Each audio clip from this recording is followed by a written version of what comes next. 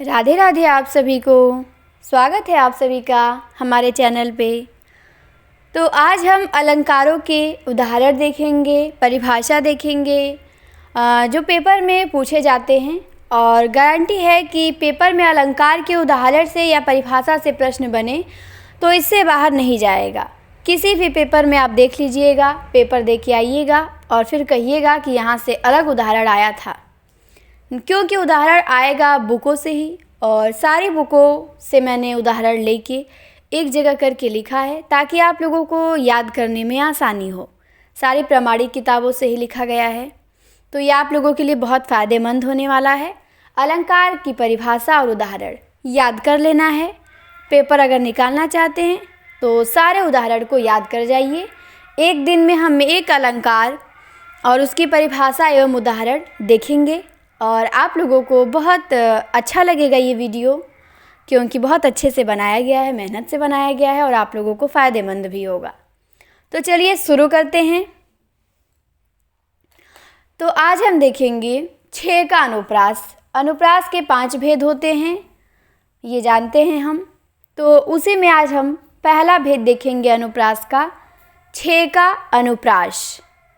तो इसमें क्या होता है, इसमें आपका ये है कि जहाँ पर अनेक व्यंजनों या वर्णों की आवृत्ति एक बार क्षमता हो वहाँ 6 का अनुप्रास होता है।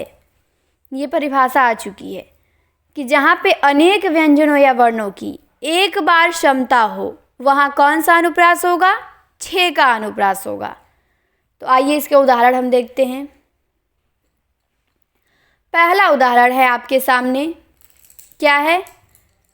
पहला उदाहरण दिया है, जनक रंजन भंजन दनुज मनुज रूपसूर भूप विश्व बदर युघृत उदर जोवत सोवत सूप। तो कौन सा अनुप्रास है यहाँ पे? 6 का अनुप्रास। यहाँ पे व्यंजनों या वर्णों की समता हुई है, ठीक।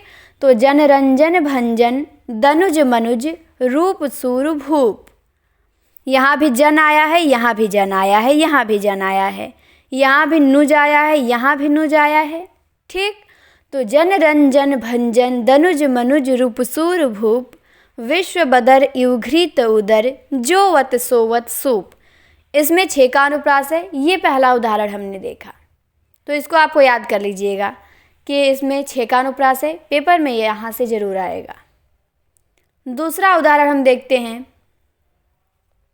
देखिए यहाँ पे भूप है, सूप है, यहाँ पे देखिए चारू है, वारू है, ठीक। तो पकड़ने की कोशिश करिएगा आप कि अमीय मुरी में चूरन चारू समन सकल भव निज परिवारू। कौन सा अनुप्रास है? 6 का अनुप्रास। अमीय मुरी में चूरन चारू समन सकल भव निज परिवारू, यहाँ भी आपका 6 का अनुप्रास हो जाएगा। फिर आते हैं तीसरे उदाहरण पे। तीसरा में दिया है आपका, रिझी रिझी रहसी रहसी हंसी हंसी उठे।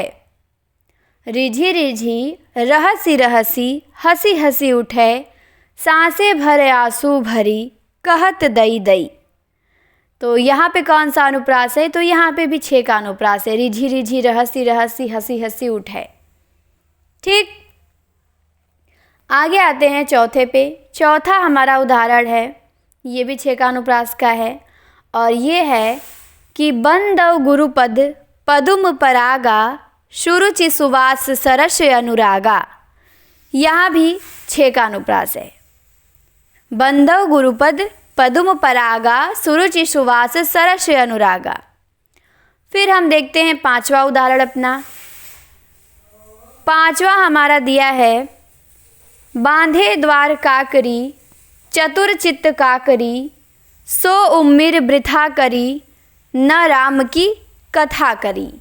तो काकरी काकरी, ये अंत का शब्द 6 का अनुप्रास में क्या होता है? अधिकतर मिलता रहेगा आपको।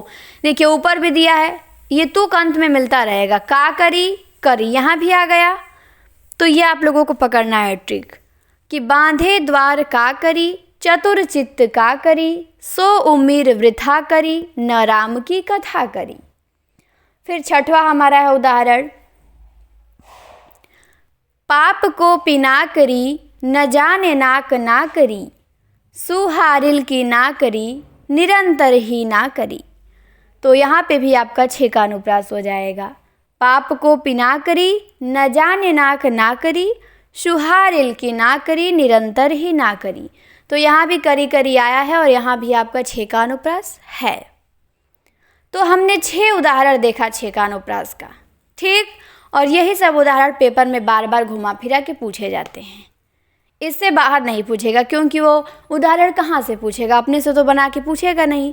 और सारी किताबों से पूछेगा तो सारी किताबों में जो कॉमन मिला उसको छोड़ दिया और जो मुझे अलग अलग लगा मैंने उसे लिख लिया। तो आप इन 6 उदाहरण को 6 का अनुप्रास का याद कर जाएंगे तो मुझे पता है कि अगर 6 का अनुप्रास से प्रश्न आएगा उदाहरण से, इसी में से आएगा, इससे बाहर नहीं जाएगा। कितना आसान है, 6 उदाहरण याद करना है केवल आपको, 6 का अनुप्रास। और इसकी परिभाषा है कि जहाँ पे अनेक व्यंजनों या वर्णों की एक बार क्षमता हो वहाँ पे 6 का अनुप्रास होता है।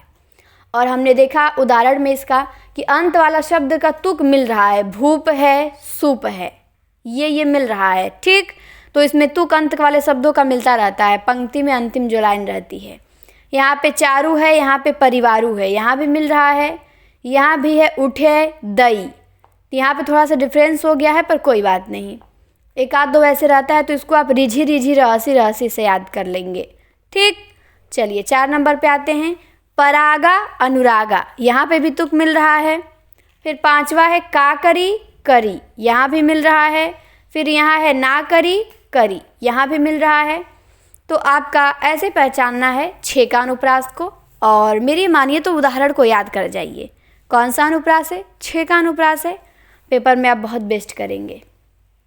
तो 6 उदाहरण हमने देखा, जनरंजन भंजन धनुज वाला, दूसरा अमीय मुरी में चूरन चारू, तीसरा रिझी रिझी रहसी रहसी, चौथा बंदव गुरुपद पदुम परागा, 5वां बंधे द्वार काकरी चतुरचित्त काकरी, और 6वां पाप को पिना करी न जाने नाक ना करी।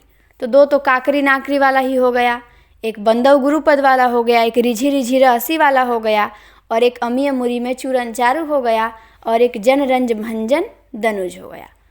कितना आसानी से क्लास ही में आप लोगों को तो याद हो गया होगा। ये छोटा सा वीडियो है और बहुत बेनिफिट देने वाला है, ठीक। देखने में छोटा वीडियो है लेकिन इससे फ़ायदा बहुत बड़ा होने वाला है आप लोगों को। तो फिर इसी तरह हम अगले उदाहरण के साथ, अगले अलंकार के साथ आपसे शीघ्र ही मिलेंगे। आज के लिए इतना ही। वीडियो कैसा लगा कमेंट करके ज़रूर बताएं और शेयर भी करिए, ठीक। फिर हम मिलते हैं नेक्स्ट वीडियो में। वीडियो देखने के लिए बहुत बहुत धन्यवाद आप सभी को।